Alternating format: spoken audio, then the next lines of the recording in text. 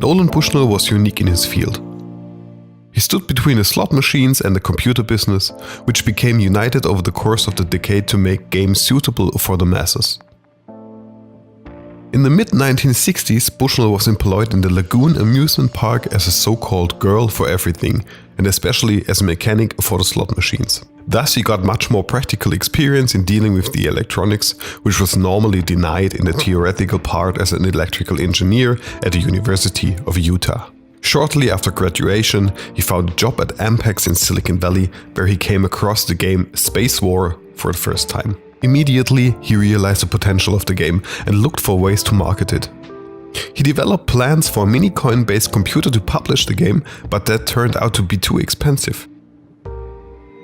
He quickly grabbed an engineer with more experience in hardware called Ted Dabney, with whom he founded the company Syzygy Engineering. They focused on controlling points of light on a TV. They managed to create their own version of Space War, which they called Computer Space, in which the player controls a spacecraft and tries to shoot down two computer-controlled flying saucers before they get him. Computer Wars was launched in 1971 by Nothing Associates, a Silicon Valley-based company. However, it didn't reach its goals due to bad marketing and a way too complicated physics system.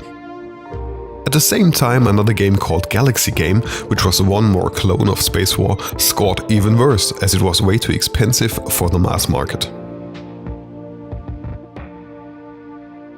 But for video games to be successful, they not only had to be cheaper, but also much easier to play. This was the time another name appeared on the board. Ralph Baer. In 1966, he was hired at Sanders Associates, which was a military-employed contractor. He worked with a small team at a skunk project with the goal to present an interactively controllable game on a TV. Baer, who worked on a similar technology for the Laurel Corporation in 1951, but was looked upon by his then CEOs, now, a decade later, was experienced enough to tackle the complex issues.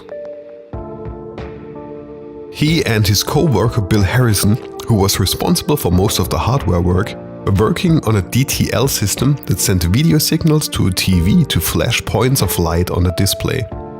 These points could be controlled by the player. In 1967, they finally made the breakthrough. They developed a game in which two players controlled a point of light represented as a pedal and a third point which acted as a ball. You might be familiar with this one.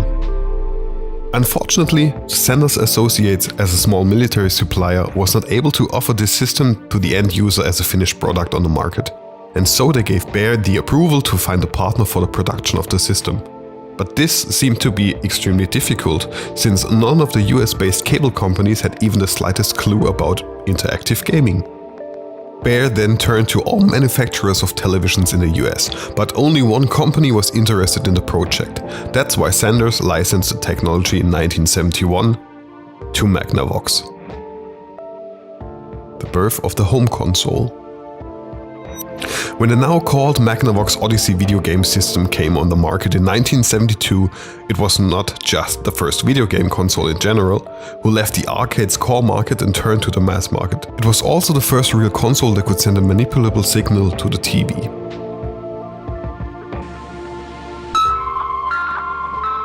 This is Odyssey, the new electronic game simulator.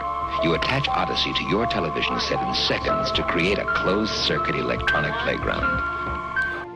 The Odyssey was delivered with a dozen games in the package. 4 more were sold separately with a light gun, and another 6 pieces came on the market without accessories.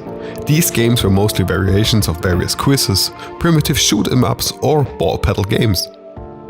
Furthermore, in the box were different slides which could be glued onto the TV to make the game more, air quotes, realistic and engaging. The Odyssey was sold for $100, which equates to $780 in today's money. In the first year, the Odyssey sold significantly worse than expected by Magnavox. Of 140,000 units produced, only 100,000 consoles were sold. There were several 10,000 consoles in the warehouse, which resulted in the canning of many of the planned extensions and additions to the Odyssey. For a short time, Magnavox even thought about closing the business completely. However, they decided against it, and released a second, significantly smaller set of consoles than a year prior.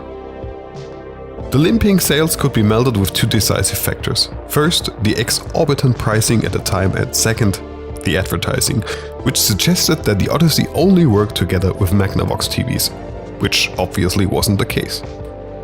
Furthermore, the console was only sold through Magnavox authorized franchise vendors. This strategy finally killed the Odyssey before it even really started. Now at your Magnavox dealer, he's listed in the yellow pages. The, at least now existing, partial success, however, showed two other engineers that it was possible to manufacture and sell games. Nolan Bushnell saw that his chance had come, and he perceived it. The year was 1972, the birth date of Atari Inc.